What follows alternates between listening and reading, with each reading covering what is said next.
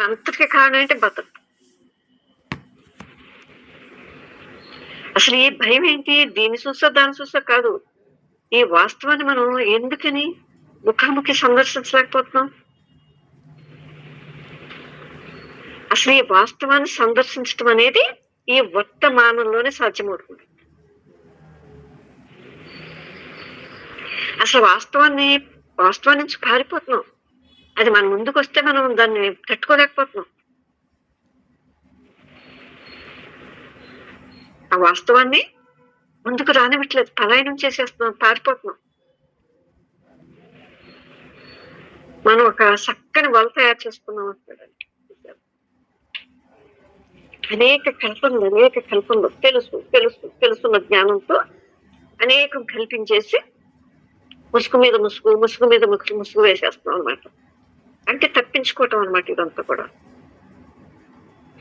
ఒక చక్కని వల తయారు చేసుకుంటున్నాం అనమాట. నిజంగానే మనం అందరూ కూడా సునిశ్చితం తీవ్రంగా ఏసించేవాడమైతే అసలు మన నిబద్ధత మనకి తెలిసి రావటమే కాకుండా అది తీసుకొచ్చే ఆ ప్రమాదాలు కూడా గమనించగలుగుతాం అన్నమాట.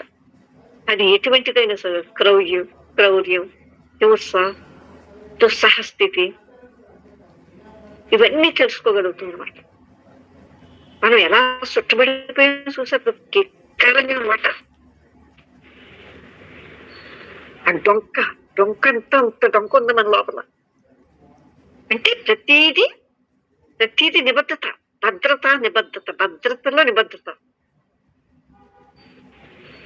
ఇప్పుడు మనం ఈ ప్రమాదాలన్నిటినీ గమనించినప్పుడు చూసావా, పని చేయటానికి ఎందుకు పూనుకో? మీరు సోమరులు కనుక, మనం కనుక నిజంగా సోమరులు అయితే తగినంత శక్తి కానీ జీవసత్వం కానీ ఉండదు అక్కడ.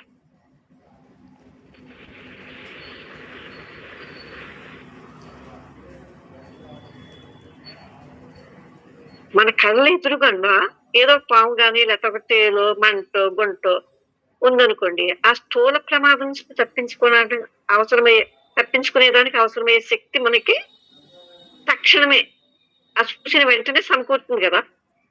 మరి ఈ నిబద్ధత దాని వల్ల వచ్చే ప్రమాదం గమనించినప్పుడు ఎందుకు కార్యశక్తులు కలగకపోతున్నాం? మనం పాము కనిపిస్తే కథ ఎక్కడ ఉంది కదా, వెతుకుతారు కదా తక్షణమే. మరి ఇప్పుడు ఈ నిబద్ధత, వీటన్నిటికీ మనం బంధింపబడి ఉన్నాం కదా. ఆ లోతుగా మనం పై ఉపరితలం మీద ఉంటున్నాం. ఇప్పుడు చూసినప్పుడు, ఇలా విన్నప్పుడు కావచ్చు, ఇంకా ఏదన్నా అలా కొంచెం ఆ లోతులకు ప్రవహించట్లేదు. ఎందుకు? అక్కడ సోమర్థనం ఉంది మనకి.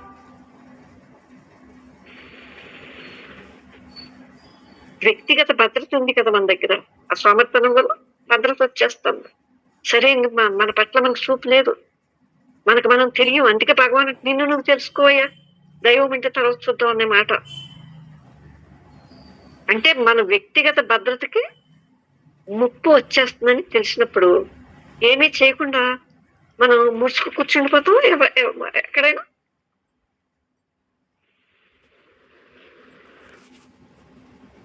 నిజంగా చెప్పాల్సి వస్తే మనం చూడట్లేదు, మన వంక మనం చూడట్లేదు. మనం ఎవరో మనం తెలుసుకోవటానికి చూశారు, నన్ను నేను తెలుసుకోవటానికి నేను ముందుకు రావట్లేదు.